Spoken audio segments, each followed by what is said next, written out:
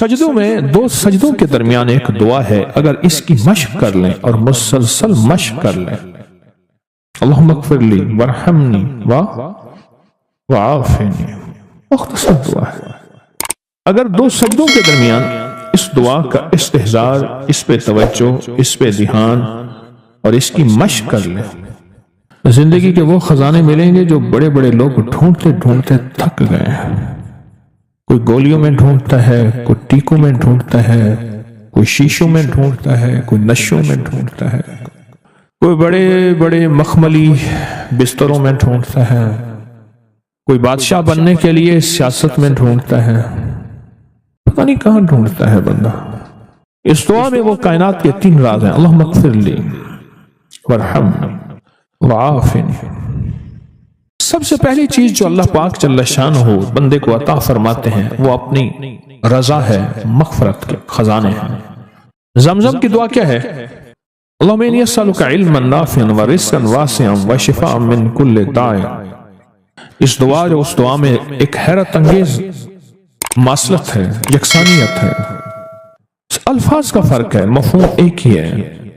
آپ کبھی غور کیجئے گا، یہ جو 2 رکوع کے درمیان، 2 سجدوں کے درمیان جو دعا ہے، اللہم اغفر لی ورحمنی وعافنی، مغفرت فرما، رحم فرما، عافیت عطا فرما، عافیت عافیت، دل کی عافیت، دل کا سکون ہے، جذبوں کی عافیت، لاجواب زندگی ہے، ٹینشن فری لائف ہے، عافیت۔ کھانے میں عافیت ہے، یہ کھانا میرے لیے بیماری نہیں بنا، صحت بنا۔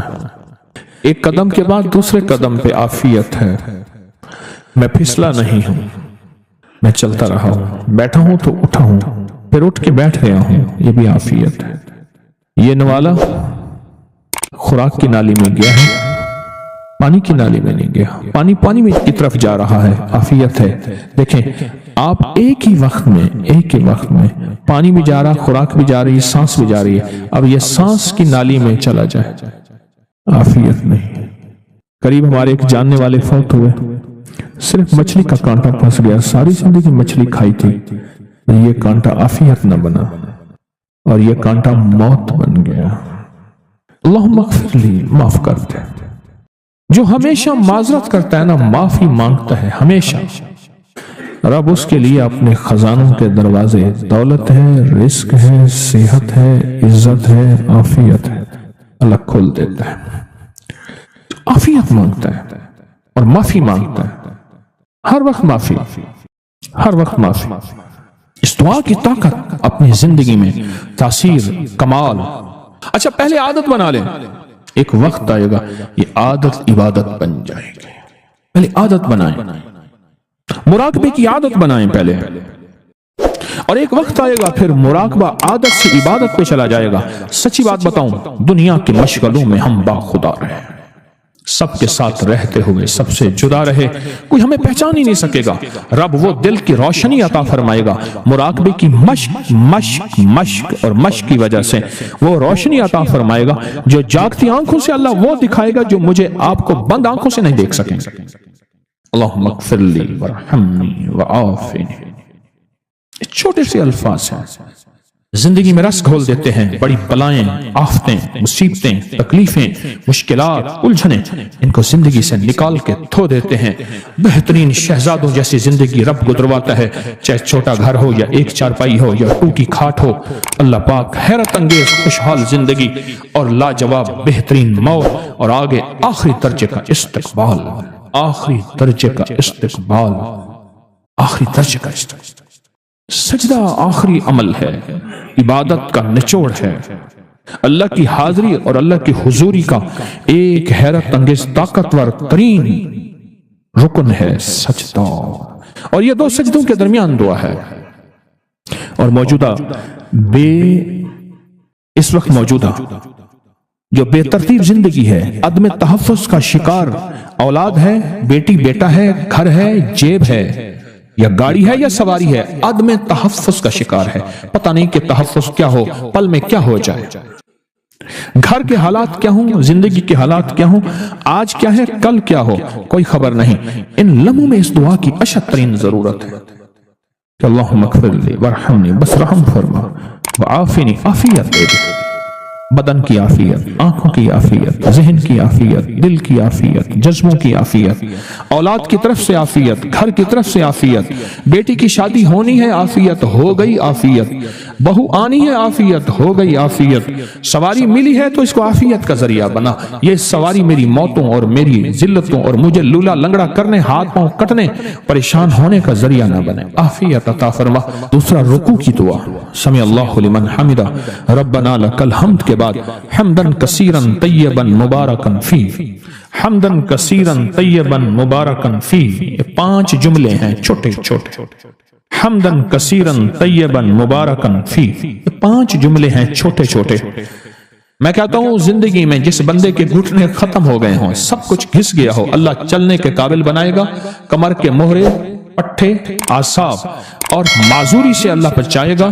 اور حیرت انگیز طور پہ مجھے لوگ جب سے میں نے بتانا شروع کیا ہے اس دعا کی طاقت یہ ہے، ایک بابا جی دعا دیتے تھے، میں نے کئی بار سنی، ایک سے نہیں کئی دفعہ سنی، یا اللہ بندے اور منجے کا کبھی محتاج نہ کرنا، کہ اللہ انسان کا اور چارپائی کا بھی محتاج نہ کرنا۔ یہ انسان اور چارپائی کی محتاجی سے بچانے والی دعا ہے جو رکوع سے اٹھنے کے بعد ہے۔ کہیں حمدن کثیرن طیبن مبارکن فی، بس بڑی طاقت ہے۔ کیوں؟ اللہ کی عظمت ہے، اے اللہ ساری حمد تیرے لیے، اور بہت کثیر اور بہت پاک اور بہت مبارک، ساری حمد تیرے لیے، ساری تعریفیں تیرے لیے، ساری ثنائیں تیرے لیے، اور ساری عزتیں تیرے لیے، سارے تخت تیرے لیے، سارے تاج تیرے لیے، ساری سربلندیاں تیرے لیے۔ اللہ کہتا ہے میری تعریفیں کرتا ہے، مجھے عزتیں دیتا ہے، کبھی کسی کا محتاج نہیں کروں گا، کیوں کہ میں محتاج نہیں ہوں۔ اللہ محتاج ہے، لہذا کسی کا محتاج نہیں کروں گا انشاءاللہ۔ رکوع سے اٹھتے ہوئے میں کہتا ہوں جتنا بھی بندہ کوئی راکٹ اور انجن ہو گئے تو یہ 3 سیکنڈ تو بڑی بہت زبردست بات ہے نا، 3 سیکنڈ اس دعا کے اندر میں نے بڑی طاقت پائی ہے۔ کتنے بے شمار ایسے ہیں کہ جو کہتے ہیں ہم ہل نہیں سکتے تھے، مہرے، ڈسک، کمر، کالر، گردن، جسم، ہڈیاں گھس گئیں، اللہ چلنے پھرنے کے قابل بناتا ہے۔ جسم معذور ہو گیا، اللہ کہتا ہے ٹھیک ہے چلا پھراؤں گا تجھے، اس دعا کی طاقت سے تمہیں صحت مند زندگی، لاجواب زندگی دوں گا۔ اس دعا کے اندر اللہ کی عظمت ہے، اور جو ملتا ہے اس کی عظمت سے ملتا ہے، اس کی خوشامد سے ملتا ہے، اس کی منت سے ملتا ہے۔ میرے پاس ایک خط آیا چکوال سے، پھر میں نے اس کی تحقیق کی، وہاں چکوال میں آنا جانا ہوا، اب تو سفر کوشش کرتا ہوں، میں نے تو دعا شروع کی اللہ میرے عافیت کے ساتھ سفر ختم فرما، میں نہیں کر سکتا۔ ہوا یہ ایک ہیڈ ماسٹر تھے، ہندو تھے، ہندو ہیڈ ماسٹر تھے، تو انہوں نے دیکھا کہ بچیاں جو ہیں، اسکول کے ہیڈ ماسٹر تھے، اسکول بچیوں کا تھا، ان کے زیر نگرانی بچیوں کا اسکول بھی تھا، بچوں کا بھی تھا، وہ دونوں کا ہیڈ ماسٹر تھے، اور وہاں خاتون نگران تھی، یعنی وہ خاتون ہیڈ ماسٹر تھی، یہ بڑے افسر تھے۔ ایک بچی دوسری بچی کے ساتھ بیٹھی، کچھ چیز اس کی گم ہو جاتی تھی، کہتے لا الہ الا اللہ محمد رسول، دیکھو میری قلم گم ہو گئی، دوات گم ہو گئی، لا الہ الا اللہ محمد رسول، دیکھو میری دوات۔ اچھا سبق یاد نہیں ہے، کلمہ پڑھ کے کہتی آج میرا سبق یاد نہیں، اعمال کر کے اس کی زبان پہ کلمہ تھا، ہندو بچی تھی، وہ ساتھ بیٹھتی تھی، اس نے پڑھنا شروع کر دیا، وہ بھی کہتی جب میں یہ کلمہ پڑھتی ہوں مجھے سبق یاد ہو جاتا ہے، کلمہ پڑھتی ہوں میرا فلاں چیز گم شدہ وہ مل جاتی ہے، سب یہ پڑھتی ہوں یوں ہو جاتا ہے، یعنی ناممکن ممکن ہوتے ہیں اور ضروریات پوری ہوتی ہیں۔ ایک تو بچی نے کہا کہ میرے پتا ماتا، میرے ماں باپ تو کلمہ نہیں پڑھتے، اس نے کہا تم ہندو ہو، ہم ایک اللہ کی پوجا کرتے ہیں، یہ کلمہ ہمارا ہے۔ کہا کہ اگر میں بڑی ہو گئی، سکول سے پھر ہم بڑے ہو گئے، تیری بھی شادی ہو جائے گی، میری بھی ہو جائے گی، پھر یہ کلمہ، انہوں نے کہا میں پڑھتی رہوں گی، تو نہیں پڑھ سکے۔ بچی رو پڑی، تو کہا میں ساری زندگی یہ کلمہ نہ چھوڑوں، تو مسلمان ہونا پڑے گا، تو مسلمان ہونے کے لیے کیا کرنا پڑے گا؟ کہا کچھ بھی نہیں، اس کلمے کو دل سے مان لو اور کہے میں مسلمان ہوں، اور بس اس کو پڑھتی رہو. تو کہا ماں باپ کو جواب دوں کہ ماں باپ کو نہ بتانا کہ میں مسلمان، ماں باپ کو نہ بتانا. یہ خط میرے پاس آیا کوئی آج سے 15-18 سال پہلے کم و بیش. پھر میں وہاں گیا تو میں نے اس کے احوال پوچھے تو مجھے انہوں نے احوال بتایا کہ یہ واقعہ سچ ہے اور بلکہ اس کی مزید تفصیلات تھی. دل کی دنیا کھل گئی. بچی کے منہ سے نا بے ساختہ گھر میں جب کوئی چیز گم ہو جاتی یا انہونی سی کیفیت ہوتی یا کوئی ایسی چیز ناممکن ہوتی تو بچی بے ساختہ منہ سے کلمہ کرتی. ماں کہ یہ کیا کر رہی ہے؟ یہ تو بیٹی مسلم کا کلمہ ہے، ان کا لفظ ہے، ہم تو بھگوان کے ماننے والے ہیں، بیٹی یہ کیا کر رہی ہے؟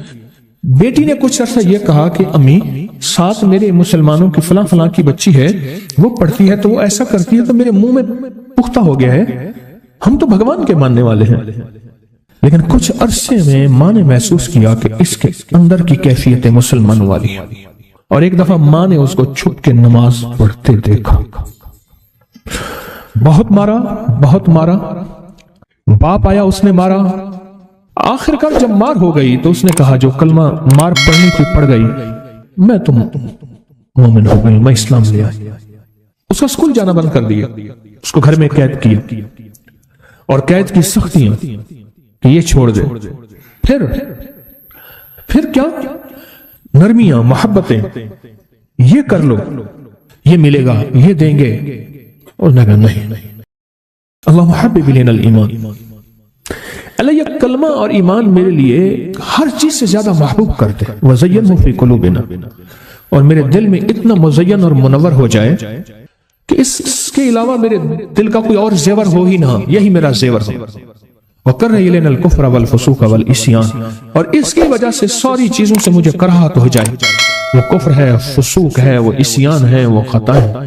وَجَعَلْنَا مِنَ الرَّاشِدِينَ، اللہ ایسے لوگوں سے میں شامل کر دے جنہیں تو نے رشد و ہدایت دی ہے. وَجَعَلْنَا مِنَ الصَّالِحِينَ، ایسے لوگوں میں شامل کر دے جو تیرے رجسٹر میں نیک بندے یا تیرے ولی ہیں ان میں شامل کر دے. آخر کار انہوں نے بچی کو زہر دے دیا اور بچی مر گئی. گھر کے اندر اس کو دفن کر دیا اور اطلاع کی کہ سکول گئی تھی، کوئی اغوا کر کے لے گیا. رونا پیٹنا رہا، گھر میں پریشانی رہی. گھر کے اندر کے کمرے میں اس کو جو ہے وہ دفن کر دیا. سال گزر گئے، قصہ پارینہ ہو گیا، لوگ بھول بھال گئے یہ کیا ہوا، کیسے ہوا، سب کچھ بھول گئے. بھولنے بھالنے کے بعد تقسیم ہند کا اعلان ہوا 1947 میں. وہ ہندو خاندان چلا گیا، وہاں سے کوئی مسلمان خاندان آیا، اس گھر میں رہا. 1952 میں وہ جگہ کمزور ہو گئی جہاں انہوں نے دفن کر کے اس کو، قبر تو بنائی تھی، گڑھا کھود کے بس دفن کر دیا. ہوا یہ کہ ایک بڑی الماری اٹھانے لگے تو الماری نیچے دھس گئی، اینٹ نیچے دھس گئی، اور اینٹ کو بناتے ہوئے بہت ساری اینٹیں دھس گئیں اور پورا جسم کا قبر کا نقشہ بن گیا اینٹیں دھسنے میں، کہ محسوس ہوا کہ یہاں کوئی گڑھا کھودا گیا ہے. پورا نقشہ بن گیا. اور انہیں کھولا، جو مقامی مسلمان رہتے تھے ان میں سے ایک صاحب کو اطلاع ملی تو انہوں نے کہا لگتا یہ ہے کہ یہ اسی بچی کی قبر ہے.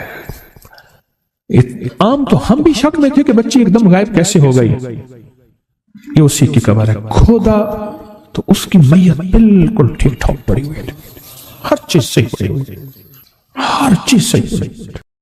اس کو اٹھایا، علماء سے پوچھا، جو بھی تدفین کی ترتیب تھی اس کو مسلمانوں کے قبرستان میں دفن کیا. رات کو اس خواب میں آئی اس خاتون کی جس نے پہچان کی تھی کہ یہ ہمارے پڑوسی تھے، عمر کی بڑی خاتون تھی. اس طرح سے یہ ہوا، پہچان خواب میں آئی کہ میں جس وقت آپ نے مجھے اٹھایا تھا میں اس وقت بھی کلمہ پڑھ رہی تھی، اور جس وقت مجھے زہر دیا گیا تھا، میرے ماں باپ نے مجھے زہر دیا تھا، اس نے خود بتایا مجھے زہر دیا تھا اور میں نے کلمہ نہیں چھوڑا تھا، اور سارا قصہ سنایا، میں نے اس طرح سختیاں برداشت کی، اور پھر مجھے زہر دیا اور مجھے علم تھا یہ کھانے میں زہر ہے. ان کی آنکھیں، ان کی کیفیت میرے ماں باپ کی بتا رہی تھی، جس میں میرے لیے نفرت بھی تھی اور درد بھی تھا. تھی تو اولاد تو تھی. اور کہا میں نے وہ زہر لے رہی تھی اور کہہ رہی تھی کہ اللہ اس زہر سے اگر میں مر جاؤں تو میری کلمے والی موت مجھے عطا کرنا. اور مجھے کلمے والی موت ملی، اور آج اللہ کی نعمتوں میں جنت میں ہوں. بس ایک افسوس ہے، وہ افسوس یہ ہے کہ میرے ماں باپ میرے ساتھ جنت میں نہیں آ سکیں گے، وہ کلمے کی موت نہیں مرے۔ اللہ پاک اپنے بندوں کی محبت میں وہ رحمتوں کے جھروں کے بھیجتا ہے کہ خود بندے بھی حیران ہوتے ہیں اور فرشتے بھی حیران ہوتے ہیں۔ خالق ہے، سارے مخلوق ہیں، چاہے فرشتے ہوں یا انسان سے، اپنے بندوں سے محبت، الفت اور آخری محبت اور آخری شفقت۔ اور جو شخص اس کے بندوں سے محبت کرتا ہے پھر اللہ اس سے محبت میں لگ جاتا ہے۔ یہ اس کریم کا ایک خاص نظام ہے، جو اس کے بندوں سے محبت کرتا ہے میرا رب اس سے محبت کرنے لگ جاتا ہے۔ اللہ کہتا ہے تو میرے بندوں سے محبت کرتا ہے۔ سلام بھیجنے والا اصل میں ایک پیغام دے رہا ہے کہ میں تجھ سے محبت کرتا ہوں اور تیری سلامتی کا خیر، تیری سلامتی کی اور خیر خواہی چاہتا ہوں کہ تو سدا سلامت رہے، دکھوں سے، حادثوں سے، تکلیفوں سے، مسائل سے، مشکلات سے، پریشانیوں سے، الجھنوں سے، ناکامیوں سے، ٹھوکروں سے، فقر سے، فاقے سے، غربت سے، تنگ دستی سے، جادو سے، جنات سے، مسائل سے، مشکلات سے، نظر بد سے، حاسدین سے، شر سے، فساد سے۔ یہ اصل میں سلام کرنے والا یہ پیغام دیتا ہے کہ تجھ پہ سلامتی ہو۔ آج لقمہ کھایا ہے تو کل بھی کھاتا رہے، آج گھونٹ نگلا ہے تو کل بھی نگلا رہے۔ ایسا نہ ہو یہ گھونٹ نہ نگلے اور تجھے پلاسٹک کا پائپ لگ جائے اور اس کے ذریعے غذا جانی ہو۔ تجھے میں سلامتی کی دعا کرتا ہوں۔ آنکھ بند ہے تو کل کھل بھی جائے، کھل گئی ہے تو بند بھی ہو جائے، منہ کھلا ہے تو بند ہو جائے، پھر بند ہے تو کھلا رہ جائے، قدم اٹھے ہیں تو اٹھتے رہیں، کوئی فالج، کوئی پیرالائز، کوئی بیماری ایسی نہ ہو تیرے قدم ہی نہ اٹھ سکے۔ آج پہلو بدل رہا کل بھی بدلتا رہے، کوئی ایسی تکلیف، ایسی پریشانی، ایسی الجھن نہ ہو کہ تجھے پہلو بدلنے میں مشکل ہو جائے۔ ایک بندہ صرف سلام کے ذریعے اصل میں سارا پیغام یہی دیتا ہے، جسے بظاہر ہم سلام کہتے ہیں، وہ سارا پیغام یہی، یعنی اس لفظ سلام کے اندر یہ ساری دعائیں، یہ ساری کیفیتیں اور یہ سارے احساسات چھپے ہوئے ہیں۔ یقین جانیے بعض وقت لفظ سلام کو اور مجھے سلام کرنا ایک جمعدار نے سکھایا تھا۔ میں روزانہ کالج جاتا تھا، ایک گھر کے اندر سے ایک گلی تھی، گلیوں سے نکل کے شارٹ میں سڑک پہ جاتا تھا، پھر وہاں سے کالج جاتا تھا۔ ایک جمعدار کھڑا تھا تو اس نے اپنے انداز میں مجھے بات کی، اپنے انداز سے، اور مجھ سے کہنے لگا خان صاحب آپ ہمیں کبھی سلام نہیں کرتے، ہم جمعدار ہیں، غریب ہیں، اس لیے۔ ایسی بات چوٹ لگی، ایسی چوٹ لگی، یعنی اس وقت میرے بھی گزرنے کا وقت ہوتا تھا اور اس کا جھاڑو اور نالیاں صاف کرنے کا وقت، ایسی چوٹ لگی۔ پھر اگلی چوٹ ایک بندے نے ماری، وہ بھی کالج میں، جس کا واقعہ میں نے کئی بار سنا ہے۔ پہلی چوٹ تو اس بندے نے کہ مجھے سلام کرنا چاہیے ہر کسی کو۔ کل کی بات ہے، میں بیٹھا تھا تو ایک بندے نے کہا جی میں نے آپ کو 3 دفعہ سلام کیا۔ کسی سوچ میں گم تھا، میں نے کہا جی میں آپ کو 3 دفعہ جواب دیتا ہوں، پھر میں نے اس کو 3 دفعہ جواب دیا۔ درود محل میں بیٹھا تھا تو اس نے مجھے کہا جی آپ کو میں نے 3 دفعہ سلام کیا۔ کسی خیال میں سوچوں میں بیٹھا، میں نے سنا ہی نہیں۔ وہ جو اگلی چوٹ کہ صاحب کو دیکھا ایسے لڑکھڑا کے چلتے تھے جیسے ان کی ٹانگیں لکڑی کی بنی ہوئی ہیں یا مصنوعی بنی ہوئی ہیں، اور بہت تیز چلتے تھے اور ہر کسی کو السلام علیکم السلام علیکم، ہر کسی کو سلام کرتے تھے، ہر کسی کو سلام۔ وہ وقت میری کالج جانے کا ہوتا تھا اور بعض اوقات آنے کا بھی ہوتا تھا، کالج سے واپسی 2 بجے چھٹی ہوتی تھی۔ ایک دفعہ میں نے اس سے پوچھا، میں نے کہا آپ یہ کیا کرتے ہیں؟ اس نے جو اپنا واقعہ سنایا، میں نے اس کو کئی بار تفصیل سے سنایا ہوا ہے۔ کہنے لگا کہ میرے اوپر سے بہت بڑا ٹرک گزر گیا، نچلا دھڑ ہڈیاں چکنا چور ہو گئے۔ مجھے جب ہوش آیا تو انہوں نے کہا جی یہاں دستخط کریں کہ آپ کی نچلی دونوں ٹانگیں کاٹنی پڑیں گی، اگر نہ کاٹی تو یا یہ ہڈیاں اندر گل جائیں گی اور پیپ پڑ جائے گی جسے انفیکشن کہتے ہیں، یا یہ ہے کہ یہ پتھر کی ہو جائیں گی، ساری زندگی تمہیں اس کا بوجھ نہیں اٹھا سکو گے۔ تمہارے دھڑ کو ہم اس کے وزن سے ہٹانا چاہتے ہیں، پھر مصنوعی ٹانگیں لگا دیں گے، بساکیاں ہوں گی، جو بھی ہوگی۔ میں نے کہا نہیں، میں اپنی ٹانگیں نہیں کٹتا نہیں دیکھنا چاہتا، میں نہیں دیکھنا چاہتا، انکار کر دیا۔ میں ٹھیک ہو گیا، صحت یاب ہو گیا، لیکن ٹانگیں نچلے کوئی پتہ نہیں ہوتا تھا، مکھی بیٹھی ہے، چونٹی کاٹ رہی ہے، کوئی خبر نہیں تھی، نچلا دھڑ ختم۔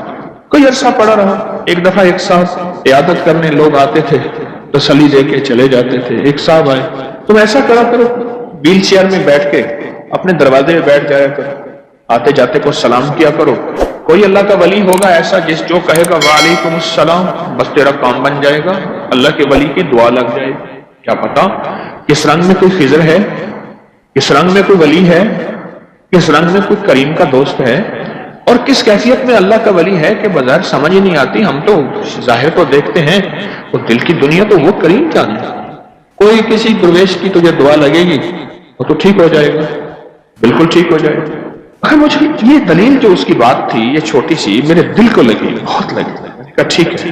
دروازے پہ ویل چیئر میں مجھے گھسیٹ کے بٹھا دیتے تھے، آنے جانے والوں کو سلام کرتا تھا، آنے جانے والوں کو سلام کرتا تھا.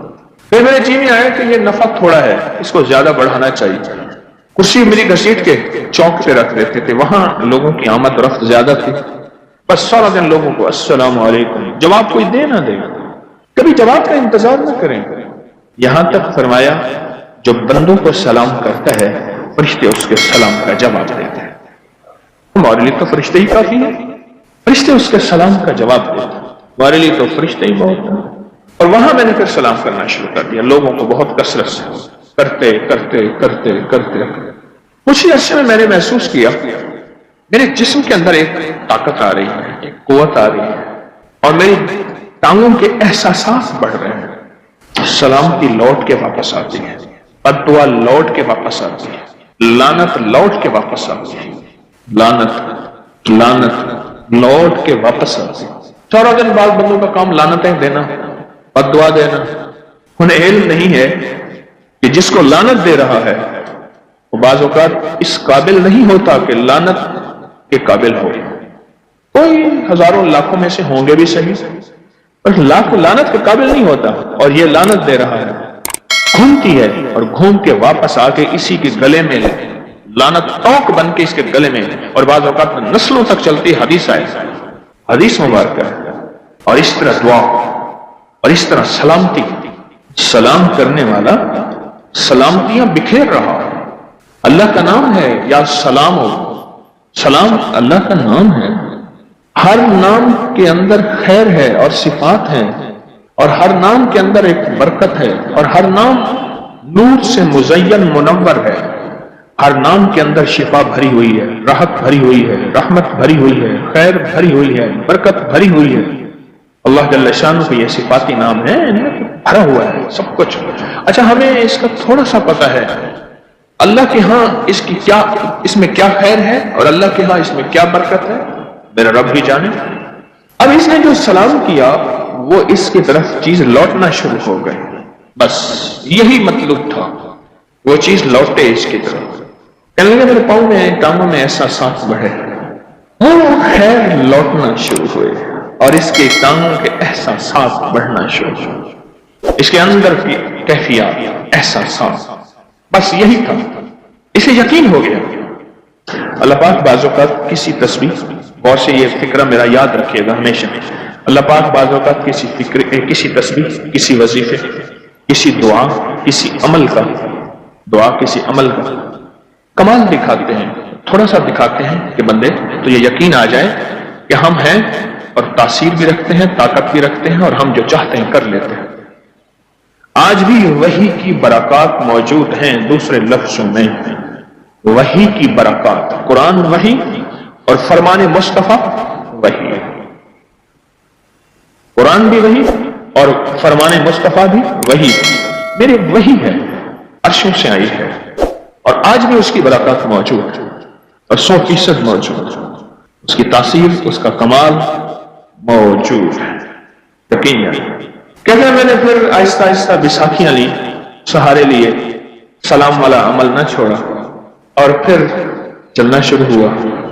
آج وہی ٹانگیں ہیں جس کی ہڈی ہڈی چورا ہے، جس کا حصہ حصہ ٹوٹا ہے، اور وہی میرے ساتھ مجھے چلاتی ہیں، اور میں چلتا ہوں، اور میری چال کا بڑے بڑے مقابلہ نہیں کر سکتے. اور واقعی ایسا جس عمل کی وجہ سے میں یہاں تک پہنچا ہوں، یعنی وہ چال پہ پہنچا ہوں، میں اس عمل کو کیسے چھوڑوں. میں بات کر رہا تھا اور اس ضمن میں واقعہ سنایا تھا کہ میرے اللہ کو بندوں کی خیر خواہی بہت پسند ہے، اور جو بندوں کی خیر خواہی چاہتا ہے میرے اللہ کے ہاں وہ پسندیدہ بن جاتا ہے. اور میرا اللہ کہتا ہے فرشتوں جاؤ، ایسا کرو، ایسا کرو، اسے ہاتھ ملاؤ، اس کے پاؤں کے نیچے پر بچھاؤ، اس سے مصافحہ کرو. فرشتے جیسی مقدس نوری مخلوق اس بندے سے آ کے مصافحہ کرنا شروع کر دیتے ہیں، ہاتھ ملاتے ہیں. راستوں میں کھڑے مرحبا کہہ رہے ہوتے ہیں، خیریت سے ہیں آپ، ٹھیک ہے، اور بیمار ہو جائے، حدیث میں آتا ہے، مفہوم ہے، بیمار ہو جائے اس کی عیادت کرنے جاتے ہیں، اور ایک حدیث کا فرمان ہے، آقا کا مفہوم ہے، اور حتیٰ کہ پھر یہ کسی کام میں جائے، کسی مقصد کے لیے جائے، کسی منزل کے لیے جائے، کسی مسئلے کے لیے جائے، فرشتے اس کی مدد کرتے ہیں۔